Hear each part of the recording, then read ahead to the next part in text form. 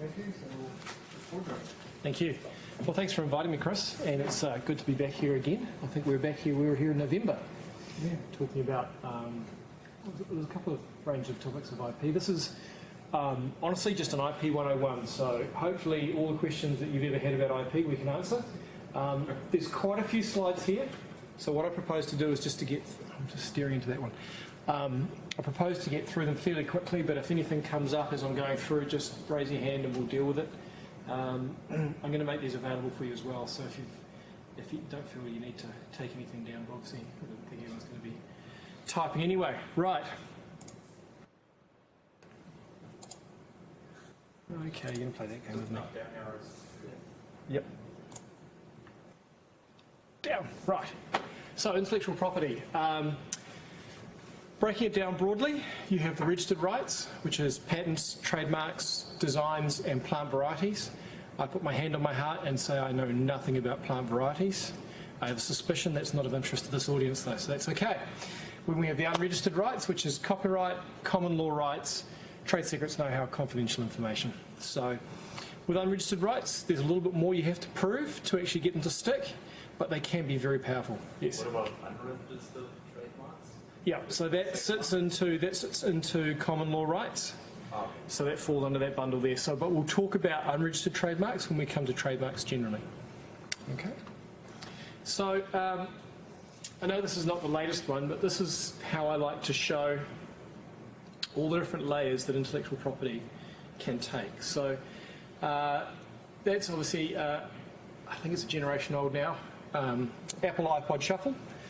And for the player itself, Apple will have a patent around the way in which the case is manufactured. I don't know if you've ever played with one of these, but there's generally only one seam. It's either at the top or the bottom, so everything's sort of located in there, and then it's slid in and effectively sealed. You'd have registered design for the shape.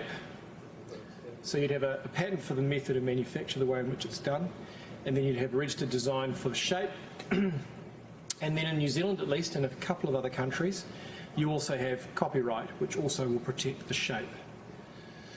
The code within the shuffle itself is protectable by patent, and that's becoming a little bit difficult now. You have to jump through a few different hoops, but it is possible. Then obviously copyright, because it's code, it's effectively written. And then also trade secrets. So if it's not reverse engineerable, then you can keep it secret, and that way you can keep people out of it potentially for a fair period of time. Obviously you have the brand as well, so you have registered trademarks such as Apple. You also have Shuffle, which is registered, but you may have some unregistered ones like AirPods or EAR or AIR pods, as they're calling them now. And then the earbuds themselves, again, registered design for shape. These are not the current ones, obviously. And then also copyright, protecting the shape as well, at least in New Zealand. So I can't get a patent? Well, you might be able to get a patent for, and I said patent versus patent, I use the words interchangeably, so I don't think one's correct and one's wrong. So, the earbuds themselves, I would suggest that the new ones that come in a little container that have some special stuff going on, well, it's not special. Yeah. It is kind of cool. Yes, potentially you could have something there, particularly the way in which they talk to each other. But the plain standard ones there, potentially not, unless they were doing something cunning with some wave channeling or some... I know that when you plug them in, some recognise, the Apple products do recognise some AirPods and not others, and also with the cords, the charging cords, it's particularly in the lightning connector.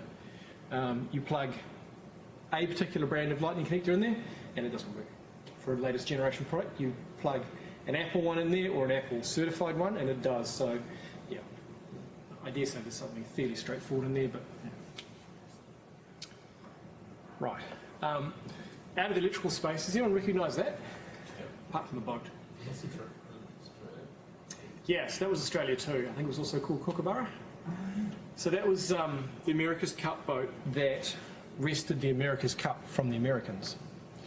And up until then, the hull forms, in particular the keel forms, were effectively a blade with a significant amount of weight in it, to simply act as a writing moment and to prevent some leeway of the boat. But that's really all they did. I wouldn't say they were considered dynamic or active parts of the vessel.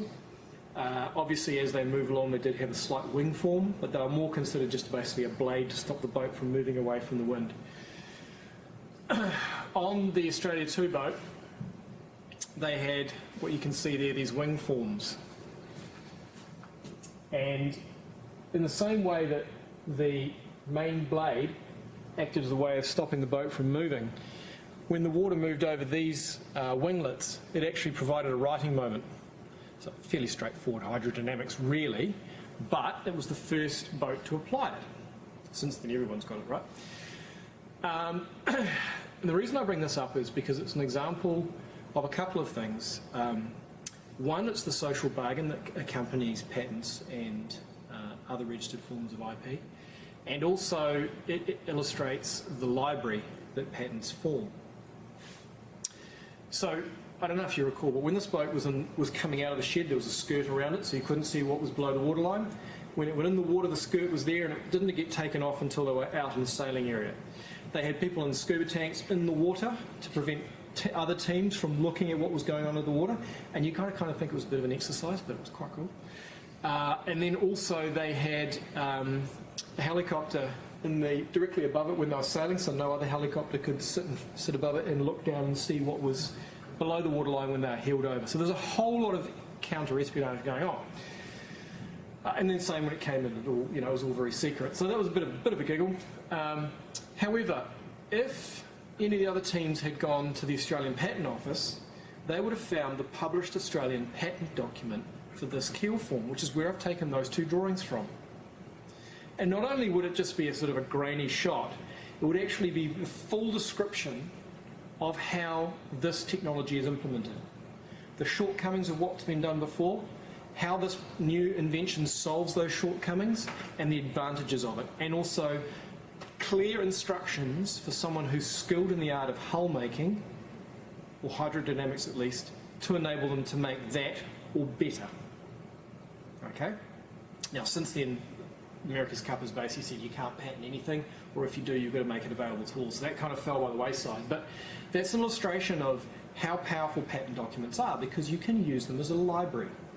So had the other teams have known that this was available, none of that would have been going on apart from PR. It would have been just poring over this 20 or 30 page patent document with hydrodynamics, explanations and equations and everything in there to make that. You kind of think almost overnight they could have done what the Americans did to us in San Fran. Yes. Sorry, Duncan. As an engineer, I've always looked at patents and wondered if the drawings are deliberately awkward. They're in a certain style that always makes them unreadable for an engineer. We wouldn't draw it like this. No. To make it clear the dimensions and everything. And when you're sitting your patent exams, it's even worse, don't worry, because you've got to try and work out, is that a cog or is that something else that's in there?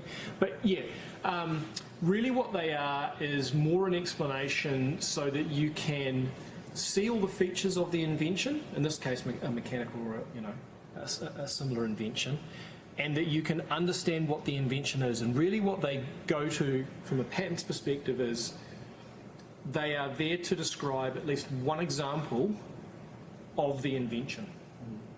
So that it won't be the final form, of course, because obviously that's going to be subject to a whole lot of other constraints that the patent's not necessarily involved with.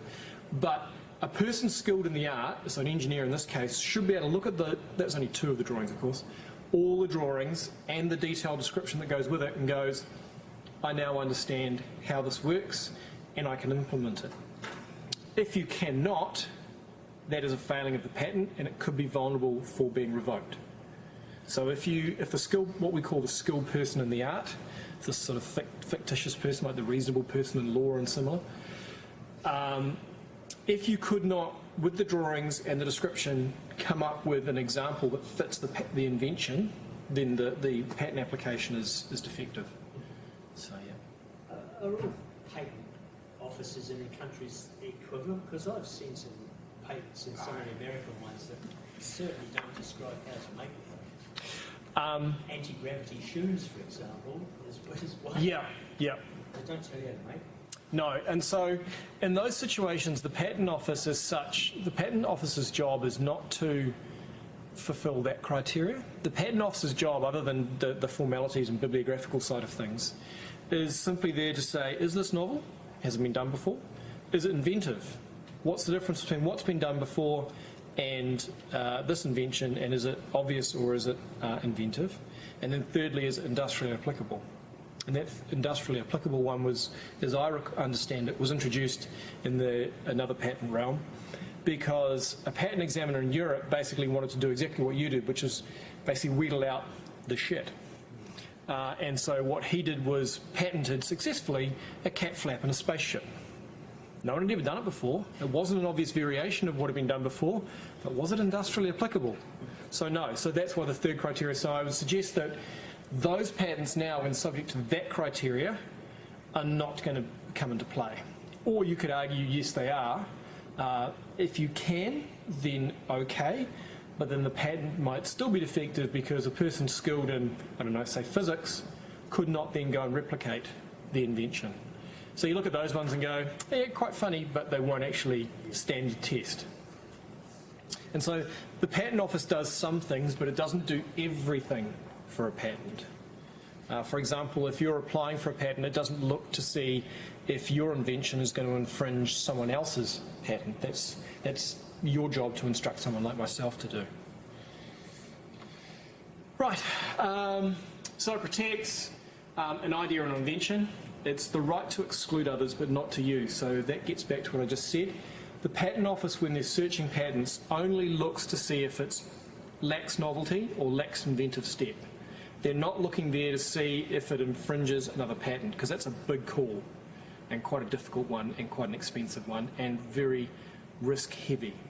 You can imagine governments would really be putting themselves into a position if they started saying, well, this patent does infringe and this patent doesn't, based upon simply what they do at the Patent Office. Okay, that has to be decided by a court. So this table here, you could imagine this table, I'm going to basically roll out the similar setup on all the different rights, so you can consider it a table effectively of how to compare all the different ones. So use, sale or hire or offer for those are the infringing acts. Obviously they've got to fall within the claims, which are these numbered paragraphs at the end. And we've talked about it being novel and inventive. There's no such thing as a worldwide patent. The best you can get is a worldwide patent application, and I'll talk about that briefly. So you must patent country by country. So that gets expensive. That is a commercial consideration about, are we going to reap the rewards from this country versus this country, and then do we spend the money or not? And the protection is, as I said in the claims, if there's nothing close to it being done before, then the claims can be construed or interpreted very, very broadly. If they are lots of prior art, in other words, lots of documentation and use beforehand, then the scope of the patent will be quite narrow. Okay. So, for example, where a very broad patent may refer to a fastener and all the different forms of fasteners, but if, in contrast, if fasteners had been used for all the other applications, but this is a particular form of rivet that allows this connection, then it's going to be restricted only to a rivet. And someone who uses a bolt is not going to infringe the claim. So, yeah. And, yeah, there's lots and lots of areas that patents protect. Electric devices are very common to protect, and particularly power electronics and similar. Computer software, as I said, is a little bit difficult. We're going through a bit of a sea change at the moment, because technically the New Zealand Patent Office says that computer software per se is not patentable, but those two words per se open up a huge door by which you can actually get. And so there have been software patents, technically software patents, granted in New Zealand under the new Patents Act. And they hark back to a technical feature and improve something else and so on. So they are connected. Does that patent cover the visual interface, or the code, or the algorithm? So the code would be subject to copyright. The visual interface would be subject to copyright as well. You can get registered designs for graphical user interfaces to protect the shape. so particular icons or the particular way in which a GUI looks, then yes, you can get design protection as well. So what you may end up with is not one protection for the whole thing, but layers of protection that make it difficult for someone to get in because they've got to do the patent, they've got to do the design, they've got to get around the copyright, and all of a sudden it gets too difficult. It might just be easier to go to that person and say, can we have a license? And that's often the way that you do those things. And you know, most patent owners, unless there's a strong principle at stake, will generally consider a license versus protracted infringement proceedings just because it's a distraction to all. So, yeah. There are also methods of medical treatment in some countries are patentable, but in other countries are not. And my sort of classic example of that is if someone fronts to an A&E clinic and let's say they've got a sucking chest wound. Doctor walks up and goes, yep, that's a sucking chest wound. I'm trained to recognise that. There is a process out there by which I can cure that. It will also fix your heart defect, which you weren't aware of. And it will cure you overnight and you can walk out the door. Unfortunately, it's patented. I don't have a license to that patent, so with that kind of injury, you'll die in the next half hour. Good to meet you. So that's an example of why methods of medical treatment are not protectable, or at least there's a carve-out for use in emergency situations. There are cunning ways around it, but they don't get to the core of treating someone in an emergency situation. There are what they call them Swiss claims, but they're basically around the formulation of, say, a medication or similar, not the actual way in which you utilise it or the way in which you apply surgical techniques or similar.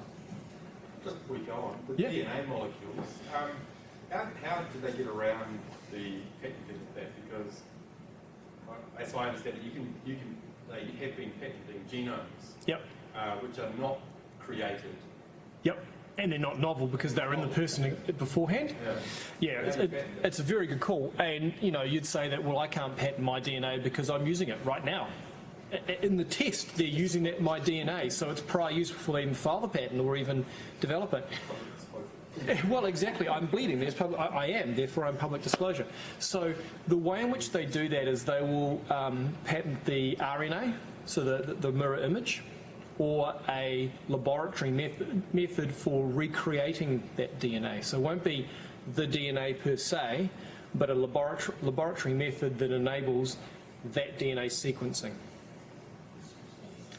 That said, there was just recently a decision in Australia where, now I've got to remember this correctly, a woman took the patent owner to court because effectively what they were doing was using her DNA to make a medication for solving a cancer or curing a cancer, and she took them to court to basically say, well, you know, you don't own that DNA, it's my DNA, and she won. And that had a massive ripple effect through DNA patents and similar.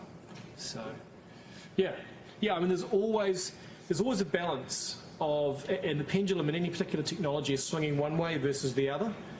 So software, it's swung way out here in New Zealand. In other countries, it was out there and it's swinging back towards the central, and New Zealand's slowly coming back to central. It'll get thrown out one way again soon, I'm sure. Some cunning patent attorney will work out some way of getting software through and it'll swing way out here and then it'll be pulled all the way across again, so then it's got to centralise again. So there's always a balance going on. So we've talked about what it must be. Novelty and inventive step is judged at the time of filing the patent, the provisional specification. Novelty and inventive step are judged against what's been made publicly available at the time of filing. So publications, uses, offers for sale, scientific papers, anything like that that's publicly available. That includes your own publication or use. So if you're looking to develop something that you think may be patentable, have a discussion with the people at the UC office, the commercialisation office. Because if there's something you're looking to protect, and I say that because I understand that's the first port of call for what you have to do with technology. You can't step outside the university to do that. So you can't talk directly to me, as I understand it. So if you are thinking about something like that, then do look at having a discussion or thinking about whether there is something protectable there. 9 times out of 10, there probably is something. You then have to weigh up the commercial implications and cost and whether you want to do it. Right. So that's an example of Apple had some patents around the graphical user interface and the human interface system, and they actually had what was a fairly straightforward claim. I think I could even bring it up.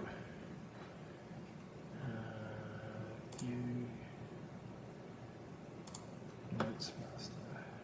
Nope. Where is it? Notes page. There you go. That's the claim there that they have.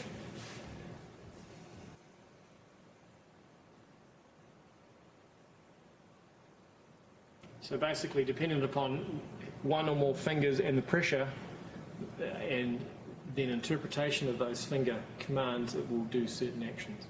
In this case, it's typing. Yeah, it's really broad. I'm not sure whether that's still in force. I suspect if they tried to, they'd have a hard time getting it in force. So, very broad. This is a US patent as well, so it's not applicable in New Zealand.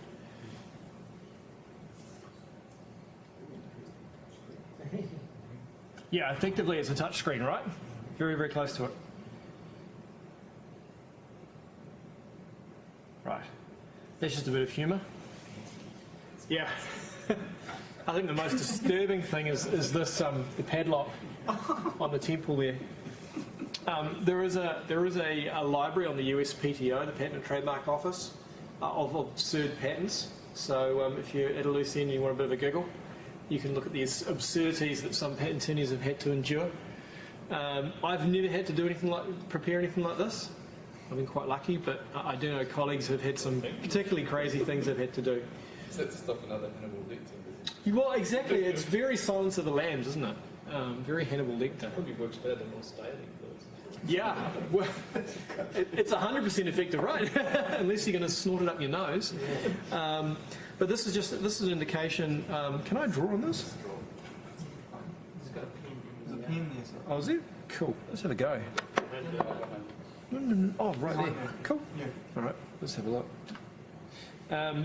So you've got. You've got to activate.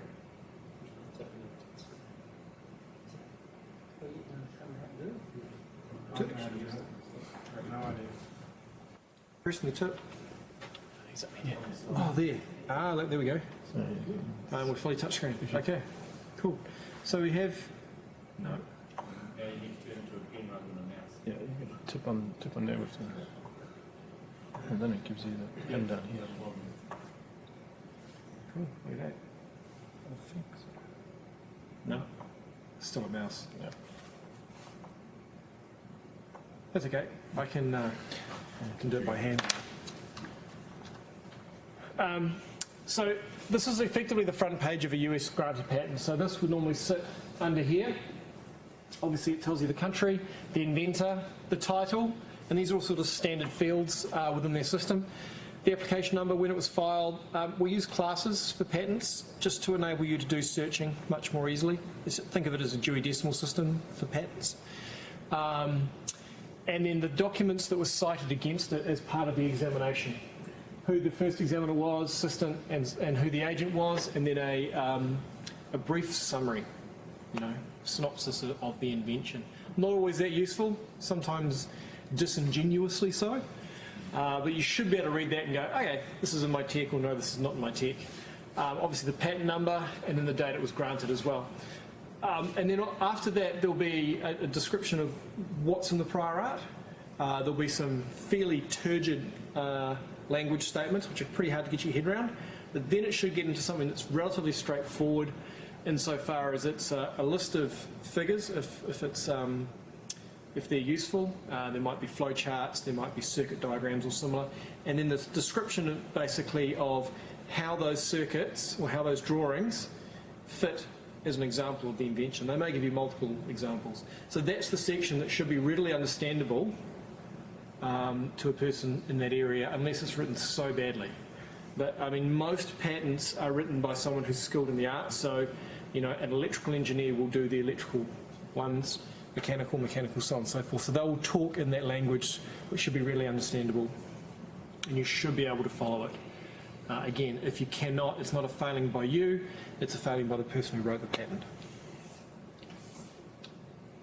Oh, and then at the end of it, which is not in here, there'll be a set of numbered paragraphs, which again are in this impenetrable English, and they effectively set out, hopefully, what is the scope of monopoly. So what within which you will infringe, outside of it you won't. So think of it basically as setting out a ring fence. And the best way I tend to liken it is, x squared plus y squared equals z squared is a mathematical formula, and that's effectively a claim. And then you'll have different shapes of circles, spheres, all sorts of well, basically going to be 2D, but all the examples that fit that equation are what's in your detailed description, and then your claims are the most reduced form of describing the invention. X squared plus y squared equals z squared, so yeah. Sometimes, I mean, that's fairly straightforward to an engineer or a mathematical person. Give that to an art student, totally impenetrable. Same again the other way around. So it's one of those things where it's written for the particular audience.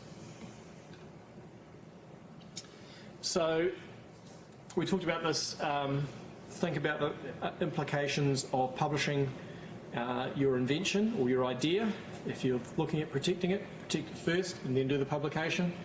And all the way around the world now, it's the first party to have filed that gets the priority. So competing organisations, New Zealand and the US, New Zealand files first, will be the first in time for the same date. I won't go into these, but we touched on a number of different considerations as to why you would not file a patent. Obviously one of them is commercial reality. If it's going to cost you, let's say, $100,000 to protect in a number of different countries, and you're only going to get back 90, maybe 150,000 in revenue, you've got to look at it and go, is this really something we should be getting into? It's not going to pay for itself, particularly when you think about inflation and the period of time for which it takes to get a patent granted. You know, your $100,000 over, say, 10 years, or say 5 years versus 150 over those 5 years, it's not really going to pay out. Are you the only person in the world that's doing it? Can you hold monopoly by a trade secret? You know, a patent is 20 years. Trade secret is effectively forever as long as no one can reverse engineer it. So it might be worth doing that. But all of this is just based around getting some advice. And it's not hard, it's pretty straightforward. Some simple questions, gets the understanding, and then you can go forward from there. That's what, the first 2.5 years of life of a patent.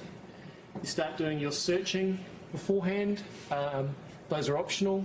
You know, can you protect it? Is it novel and inventive?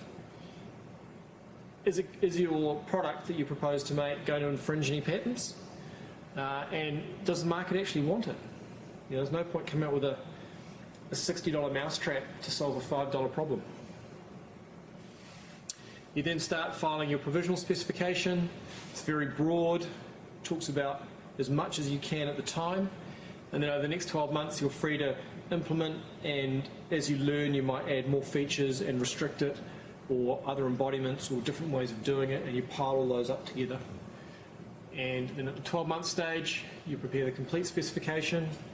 You can either file that directly into the countries you want to, or you can file what we call this PCT, which effectively just gives you a further 18 months, plus the benefit of a search and examination which you can get involved with. So we often suggest that for clients because it's a very nice way of getting an independent assessment of the invention without spending a lot of money.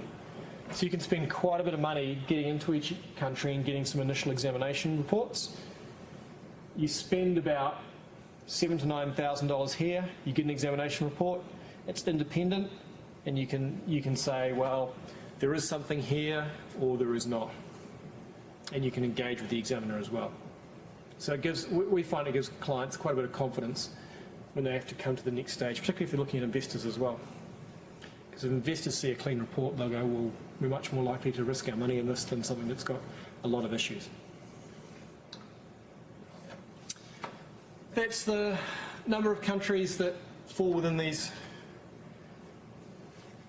Paris and PCT. This is a superset, this is a subset, but they're getting so close now that there's not really that much difference, particularly from the point of view of most countries that people protect in. So all your standard countries you'd think about, US, Australia, Canada, Japan, China, Europe, obviously, they all sit within both, so both are available. This perhaps is not so applicable, but just to fill out the IP space. So we talked about patents protecting the way in which something works, what we call the invention. A registered design protects the shape, and it might be applicable to you insofar as if you're developing something that has an external look and feel. Okay, so I don't know how much of that you get into. Obviously, you're within the circuitry inside and the way in which things work. But if there's any external feel to it, then you may look at registered design.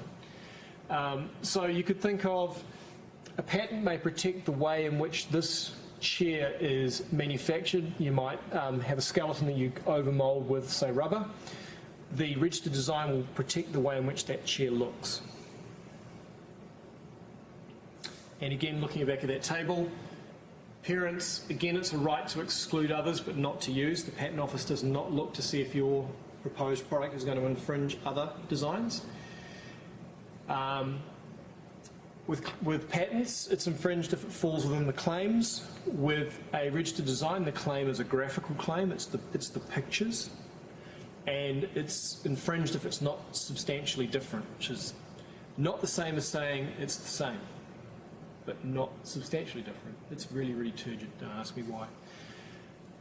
For patents, it must be novel and inventive. For designs, new and original. Same kind of test insofar as everything that's been available publicly before you file your design. Patents, 20 years. Designs, 15 years. And with patents, you can go, it's like 12 months overseas. With designs, it's 6 months after filing, you go overseas. And just to fill it out a bit more, this is actually a registered design that has previously been in New Zealand. It's not a registered design for the wheel. Designs are applied to an article. So when you talk about a registered design, there is an article, then there is a design applied to the article. In this case, the article is a tyre, and the design is the tread pattern. So I can make... Oh, it's not there. Damn. I actually have the picture of a tie with exactly that tread pattern on it. Don't ask me why, but someone decided that would be a good idea. So you could have a tie with that tread pattern, and it won't infringe because the article is a tie or a piece of clothing. The same way you could have a rubber ball with that tread pattern on it, because the article is a ball, not a tyre. Same way I could have a tyre with a different, you see where I'm going, okay? It's got to be that design applied to the same article for which the design is registered.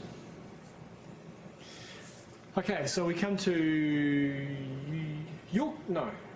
who asked the question? Yes, thank you. About design, trademarks. So, two types of trademarks, registered and unregistered. Within unregistered trademarks, there's two types. There's ones that have been applied to be registered and are moving through the process of examination to registration. Then there are the ones that are not registered and the owner has decided not to register them for whatever reason. They're just so indicative of their goods and services. And so one obviously is registered right, one's unregistered. R in a circle, registered trademark. TM, unregistered, which could mean they've either just not decided to register it or it's going through the process. Again, patents, the invention, designs, the shape, trademarks, the branding. And again, it's a right to exclude others, it's not a right to use. And the test is that it must be capable of distinguishing. But unlike patents and designs, it doesn't have to be new. And in fact, in some situations for trademarks, you have had to use the trademark for so long to develop that reputation that only then can you say it's distinctive of my goods and services and therefore get the trademark through. And some examples of that we'll show in a minute. Unlike patents and designs, there's no finite term for a trademark. As long as you pay your renewals, it can go on forever. This is lifted out of the Trademarks Act. So a trademark is any sign that's capable of being represented graphically and distinguishing the goods and services of one person from those of another. And then a sign also means brand, colour, device, heading, taste, ticket, sign, smell. There's probably some others I missed out, or any combination thereof. So if we look at a couple of examples, so shape, BP for, I think they call it forecourt services, but it's basically petrol stations, right? So they, on and off, in different countries, have been able to register green for their trademark of forecourt services. So when you see green, you automatically associate it with BP products. That is one of the ones that's difficult because it's colour, and so it takes a lot of work to prove that you've got that reputation in that particular area. Shape, Coca-Cola bottle, if they probably would not have to register it, it's just so distinctive, that bottle. But they could register it as a shape mark. And a number of these rights start to overlap. So if we think about sort of importance over time for, say, a design or a patent, so over time your patent or design will start to fade because it's getting towards the end of its life. Whereas a trademark, for example, a shape mark, is becoming stronger because the reputation is building. So we have a lot of clients that as they get towards the end of their patent or design, particularly for shapes, they'll start to look at trademarks for shape. And they may do it early on because it's going to take a long time to get that shape mark registered. But once it's there, very, very powerful. If you have someone who has the same or similar goods and services and the same or similar mark, in other words, that sort of that fuzzy intersection, you've got a really strong case to stop people. So, sound, Sunlight have got the sound, you know, their squeaky sound from their old ads. There's probably only a few of us who remember those, but they have got that registered. And you're saying, well, hang on a minute, Duncan, how are they representing that graphically? Well, quite simply, they say the sound of a thumb squeaking down a clean plate, because it will make that sound. Anything within that area. And the warehouse jingle was the series of notes. The Mockingjay from what's it called? Movie. Yes, that movie. That one. They've got that little jingle. They've got that protected as well. Hunger Games. Hunger Games. That's the one. Thank you. Some interesting ones. Yeah. Tennis balls, smell. There's a British tennis ball manufacturer that has the smell of freshly cut grass as a trademark for their tennis balls. So when you open that, I love these ones. When you open that can of tennis balls and you get that smell of freshly cut grass, if you are lucky enough to play lawn tennis, that's your association. Similarly, what was another smell one? A British dart flights company. So the flights that go on the end of darts has the smell of lager beer. Trademark for their flights. So you open up a little packet of flights. Obviously the flights are the things that get destroyed. The sharp pointy things don't. That's their trademark. So Harley Davidson, as a sound mark, tried to protect the sound of their engines, and their graphic description of the sound of their engines was the word potato said over and over rapidly.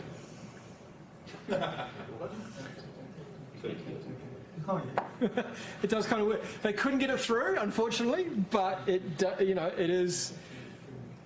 a pretty cool description of basically what is the sound, but they didn't get that one through, or at least not in the US, which is probably where their main market was.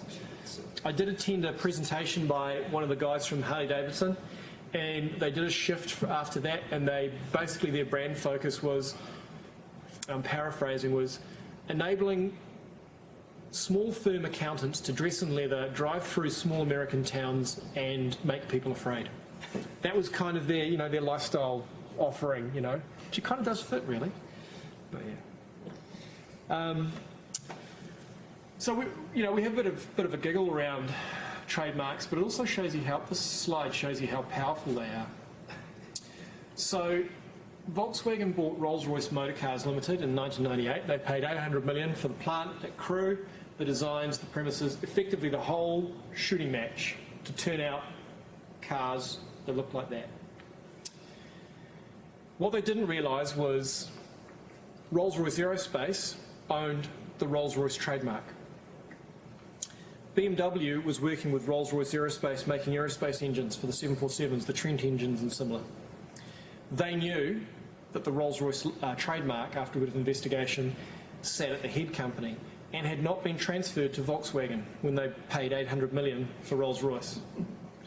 So what that meant was that Volkswagen could make cars that looked like Rolls-Royces, sounded, smelt, identical, but they could not put the Rolls-Royce logo on them. They could not advertise them as Rolls-Royce. They could not have sales yards, if they had them, that said Rolls-Royce. Now, I don't know about you, but if I was in the market for a Rolls-Royce, I would certainly want it to be called a Rolls-Royce, not some generic Volkswagen Phaeton name or something like that, right? So, huge failing. BMW negotiated allegedly over a game of golf with the people from Volkswagen and paid $400 million for the entire lot that Volkswagen paid $800 million for. So if you're the patent attorney or trademark lawyer for Volkswagen, that's a terrible day. Contrast, if you're the patent attorney or trademark lawyer for BMW, you write your own check, basically, couldn't you? You're just like, I am the person, so yes. So the unregistered trademarks, these prevent passing off, and we talked about unregistered marks where you've got to go through an extra hoop. So for unregistered trademarks, you've got to prove that there's a reputation in your mark, and then you have to prove that the public would be confused by this other mark, as opposed to simply saying, I own the mark because it's registered, and you infringe. You now have to do the wiggling to get out of underneath my claim. Again, it's indefinite, but it's a bit more fragile, country by country, and you have to develop this reputation and goodwill, so you have to really curate it. So it can be a little bit more difficult than a registered mark, but might be cheaper. Copyright. So patents the invention, designs the shape, trademarks the branding, copyright protects a number of different areas. And kind of think of it as an umbrella that loosely sits over a lot of things. Importantly for engineers, it protects two different types of works, artistic works and literary works. So literary works could cover your code, which is important. Artistic works includes graphical works, which includes engineering and architectural drawings, sketches and models. So it can protect a three-dimensional product. So the shape of this, if it's been available in New Zealand for less than 16 years, is protected by copyright, independent of any patent or any design. And so a lot of my clients, and I had an example the other day, they came to me and said, we'd like to make this. We noticed the patent's lapsed, so we think we're okay on that one, and I give them a bit of background around what happens if they restore the patent, and yep, we're comfortable with that. And I said, but there's also copyright.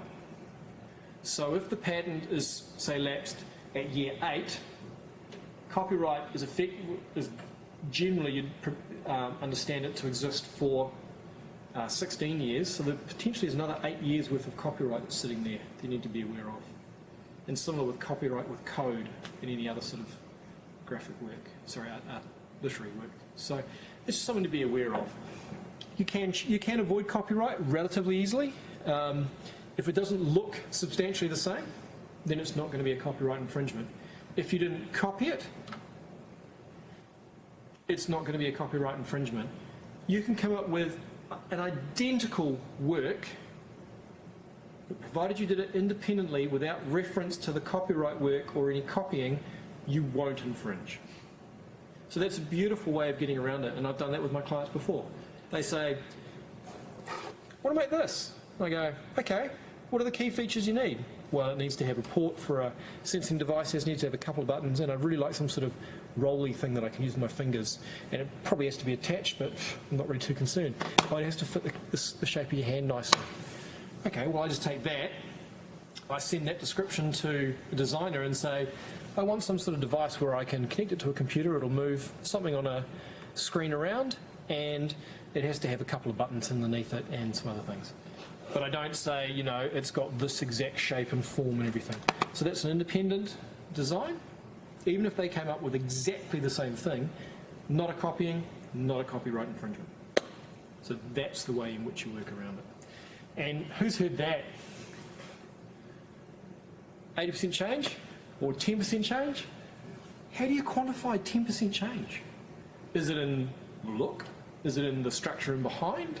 Is it in the code? You know, where is that change? So it's a myth. It might be that 5% is enough, or you may need to change 80%. But it's one of those things where you have to look and do it on a case-by-case basis. Yep, that's just about my last slide, second to last slide. So this is talking about, again, the non-unregistered rights, so trade secrets, know-how, confidential information. KFC and Coke are two clear examples of that. There is no patent for Coke, there is no patent for KFC. Because if there was, they'd be generic, also ran companies. Because I said when they did their patent, they would have to fully disclose the best method of making their chicken or their carbonated drink. 20 years passes, boom, that's now available for anyone to copy from. Whereas keep it secret, can't reverse engineer it, or not successfully. You might know what the ingredients are, but how do you know how the ingredient from A and B is processed to make C, and then C and D, so on, so on, so on. You don't know the processing regime. Same with Coke. So they've managed to keep that secret, and just quietly, I don't know if I want to know what's in them really. Might be a bit frightening. I can tell you that blocks of Coke comes into New Zealand, the Coca-Cola, not the cocaine, as blocks, and they're black, dark and sticky, and then they break it down. They add the sugar and the water.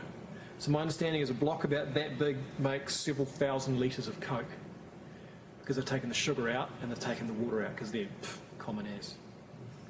Very easy to ship around. Second to last slide. So why would you register versus not?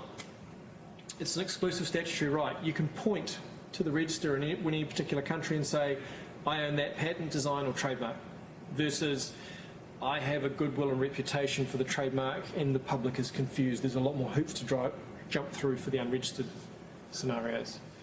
Very easy to transfer. You can say patent X transferred to party Y. Simple as that. Yeah, that's about it really. And this is my little byline, where imitation is not the sincerest form of flattery in business or in creation and innovation. That's it. How'd I go for time? That's going to be the fastest I've gone through that. So there's a lot there, and I've only just scratched the surface. We could unpack any of those slides easily for an hour or more.